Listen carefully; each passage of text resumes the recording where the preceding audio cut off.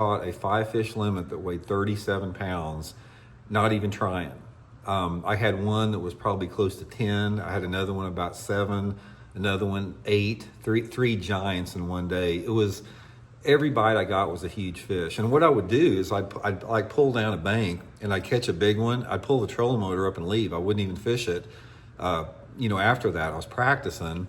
And to preface a little bit before I get into the technique, the next day of the tournament, guys, the first day of the tournament, I had 8 bites on, 8 fish hooked on the Rattling Vibe. I got one of them in the boat. It weighed 6 pounds and 13 ounces. I lost all the other ones, and they were all just as big. They were all 7, 8 pounders. I should have had a giant bag that day. Should have had a 30-pound bag. And I was freaking crushed, obviously. I had one fish that first day and was like in 100 and something place. The second day, I said to myself, how am I losing these fish? So I made an adjustment. I put some different hooks on, and I put a softer rod on there, a softer rod tip. The rod I had, maybe it was a little too stiff. And the next day I went out and I caught 25 pounds, biggest bag of the tournament, and wound up finishing high in the tournament after catching that one the first day. I'd have won the tournament if I just got those fish in the first day. So anyway, that's the story behind this. Let me explain to you guys what you want to do with the Rattling Vibe. Now, first of all, is the modification. If you get one, my Tackle Warehouse link, doesn't matter what the color is. Just buy whatever that they have. And then what you want to do is you want to scrape all the paint off of it. See, like that? All I did, this was a chrome one, I think a chrome blue. Scrape all the paint off. Just get it down to clear.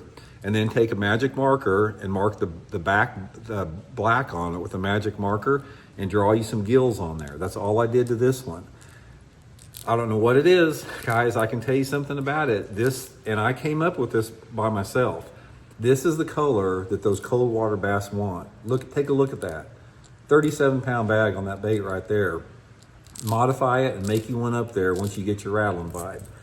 So the bait is one part of it. I've tried some other colors and I haven't done that good on them, but this one particular color, and I came up with it just because the stock color I had just didn't look right. I had some type of a shad pattern, and I just came up with it to get a little bit more subtle color, and that's what I came up with. But here's what you want to do.